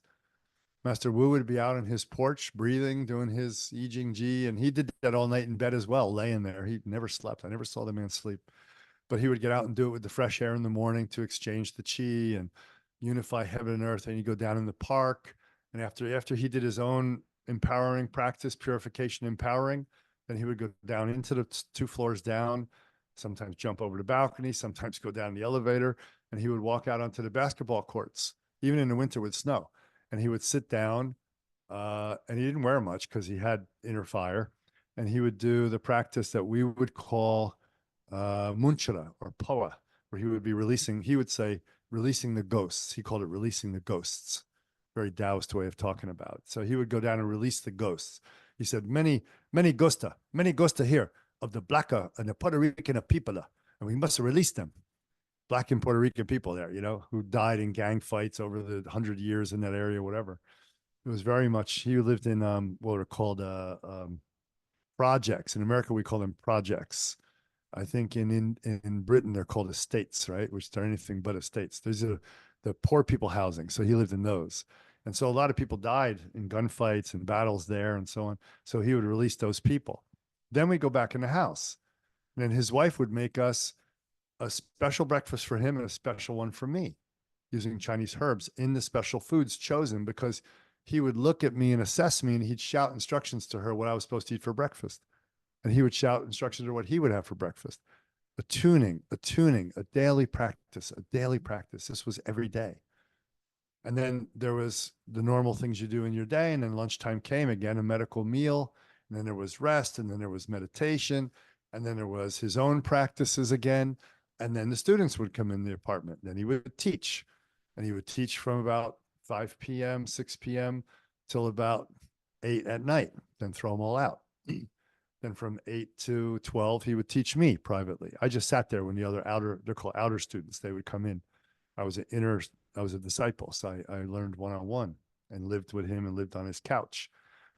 He only had one room. So I had to be on the couch. I was lucky I got a couch. And then, that's what would happen there. So it was a lifestyle that was very clear. And then when he would do again Qigong on his balcony at night, getting the yin Qi now. In the morning was yang Qi with the sunrise, and the night was a yin Qi. And then he would take that combination of that energy and lay down in his bed. And I peeked and I cheated and checked on him because I was that kind of cheeky student. And he was never sleeping. He was always moving his hands. He had his hands next to his body, face up. And he held different hand positions, like these hand positions. Different ones. And he would be moving his shoulders and his arms up and down with his breath all night long. And I was like, far out, man. This guy never sleeps. He just keeps accumulating. And he lived to 115. So he was doing something right. So this is the thing, right? He never lost balance. He was a great healer. God, I never learned his fire healing. I wish I could say I did and I could pass it on to you, but I never did. He would make a fire and he would put his hand in the fire, not above it, not around it, not get the energy. Ooh. He'd put it, here's the fire. He'd put it right in the fire, like roasting. And he'd hold it in there and he'd do breathing practice. And I'm like, isn't that going to like cook his hand? I mean, he had it in there 2-3 minutes and he'd pull it out and he'd put it on you and you would scream bloody murder because it felt like someone just put the hot fire on you. But whatever pain you had went away on the spot, just like that, gone. Channels were open, fire element went in. So he was an amazing healer. So he is a great example of the lifestyle we need to be a healer, the accumulation of energy. He healed only rarely. Every maybe 2-3 weeks, somebody would bring a sick person to see him. He would figure out what's wrong. He'd tell them what to eat, write a little prescription. But the main thing was he'd get hands-on and he would adjust their channels, the energy flowing through the channels and the elemental balance with hands-on. But he could only do that because he was a walking cosmic battery.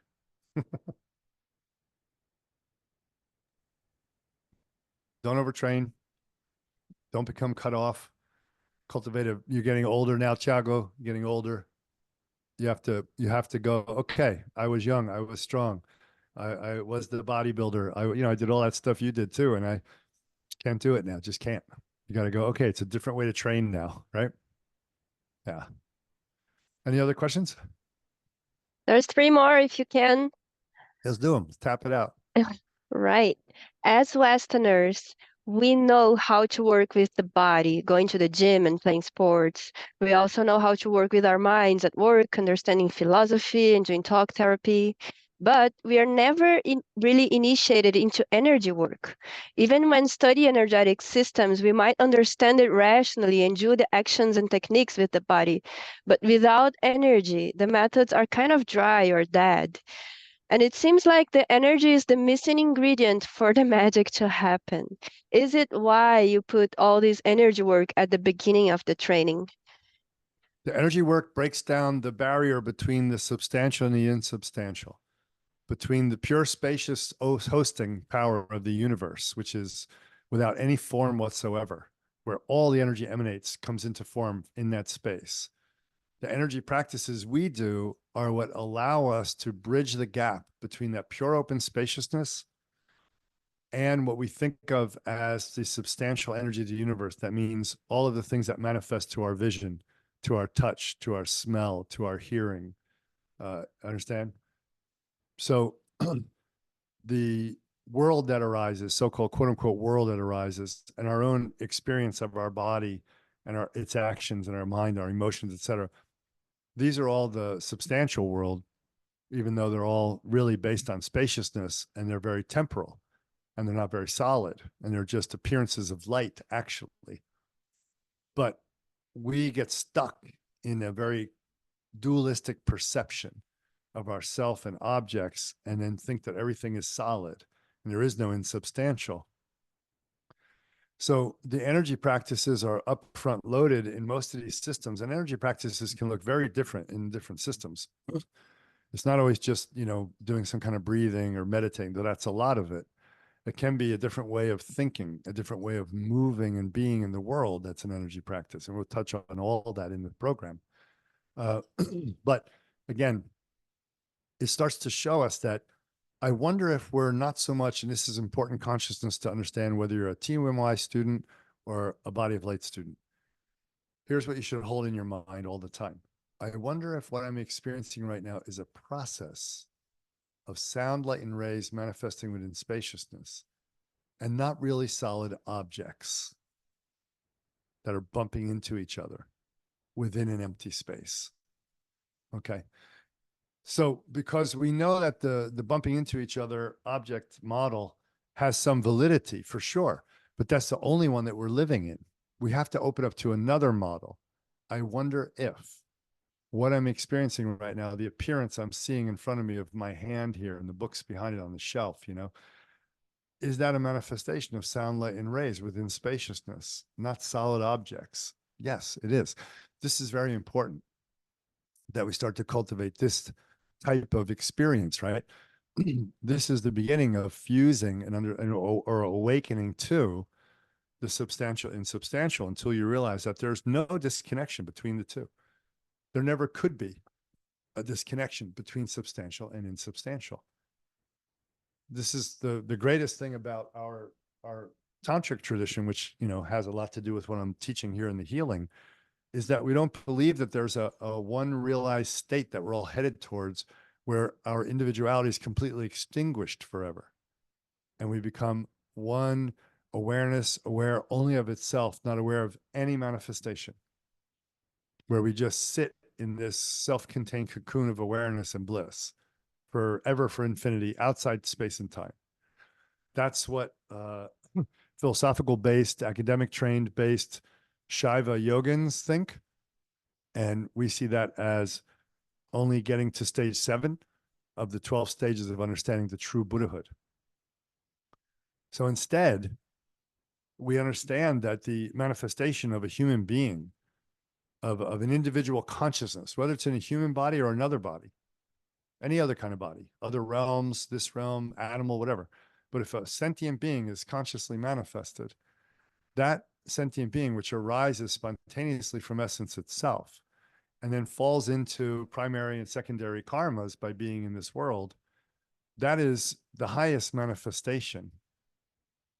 If the ultimate universal galactic sun can manifest as an individual like you, and if you can realize your manifestation of the galactic sun and hold both in equanimity and have them both completely unified in your experience, then you're said to be a Mahasiddha, a being of great attainment. You haven't gone to some soupy place like heaven of the Christians, which the Shaivas have and the Patanjali Yogins have, Raj Yogins have, Vedantins have. No, we don't have that. In Tantra, in Dzogchen, in Taoism, Wu Wei Dao, even in Hawaiian, in Huna, the highest level is that an individual manifest becomes the universe as individual. That's kind of hard for us to comprehend, but it takes away the fault of extremism, the extremes of the extreme view of nothing but a pure awareness with no manifestation anymore. Because the very nature of everything, of the universe's energy and spaciousness, is to manifest. It's never going to stop. So if you then are residing in some place where there is no manifestation anymore, is that really the ultimate place? Or have you gone to some closet in the mansion of the universe and turn the light off? So you don't have to have any reflection anymore on what's really going on. So this is it in the end. Maybe that's too far out an answer, but this is the truth. Wonderful. Thank you. There's two more. So, sorry, I should say, so the energy practices are what lead us to understand the individual nature as the universal. Okay, so go ahead. As therapists, we might get too worried and concerned or attached to patients because we might be working with someone who's suicidal or going under a life or death kind of surgery.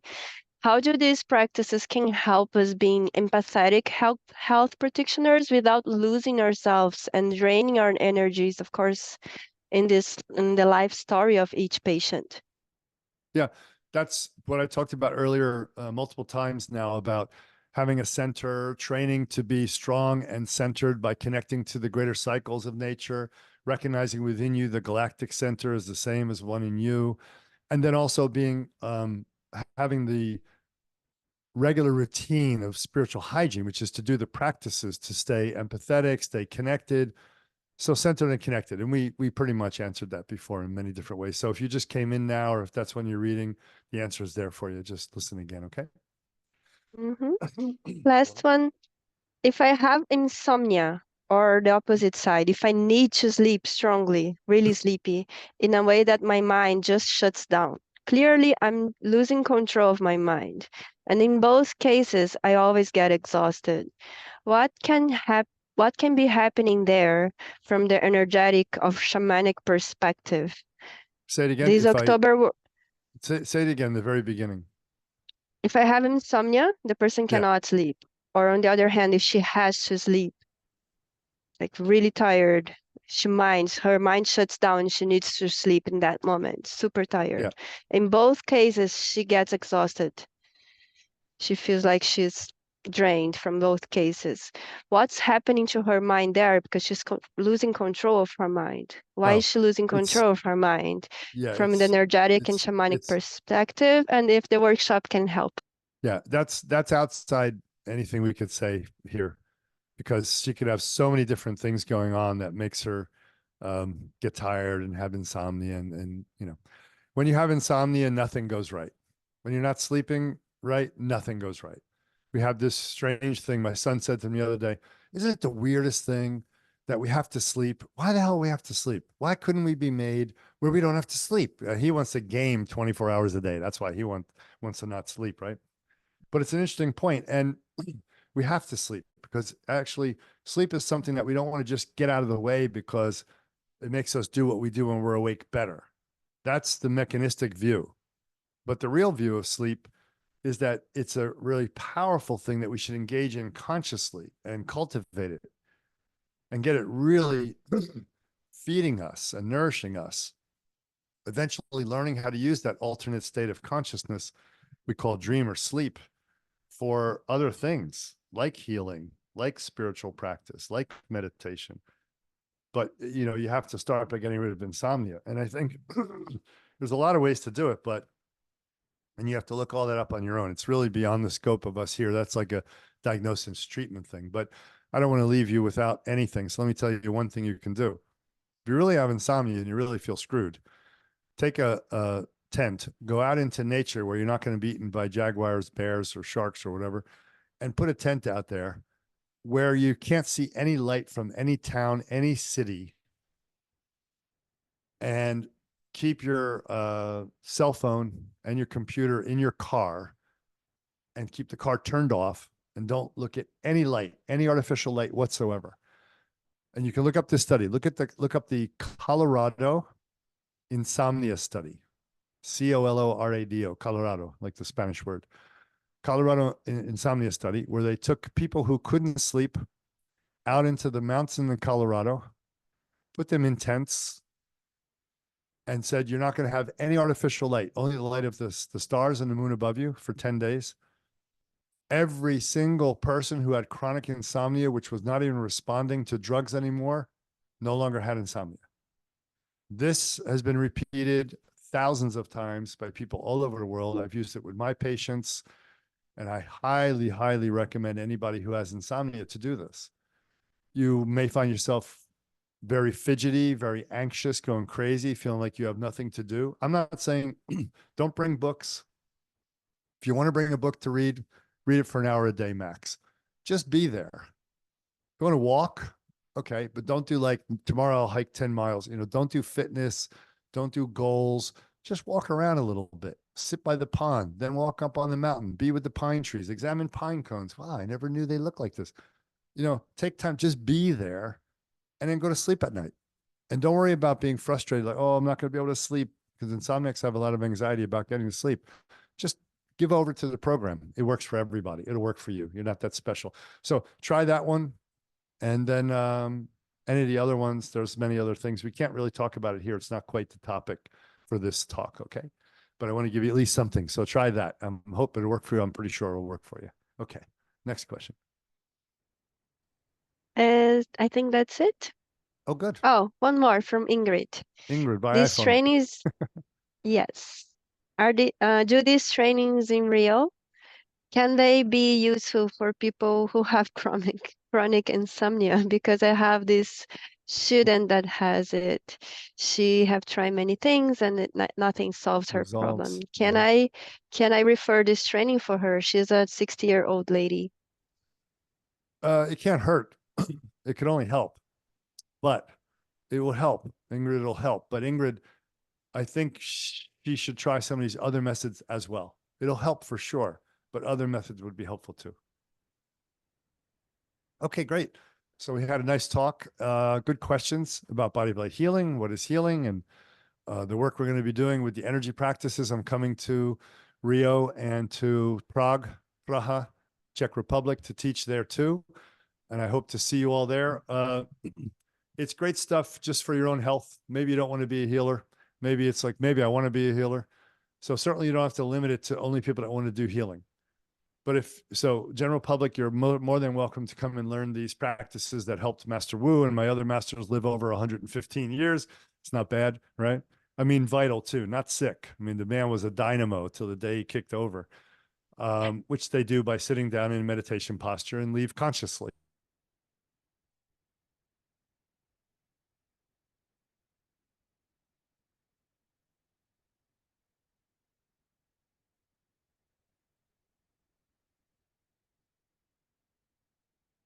To you, please come, because we do need to learn how to contain our energy in efficient ways, not that take 3-4 hours a day of practice, contain our energy and build that energy, create more of it, because healers not only have to be self-contained, not only have to be protected from negative influences, they have to know how to build more energy, because no matter how you look at it, A healer is going to drain their personal physical energy in the healing practice. There's no way around it.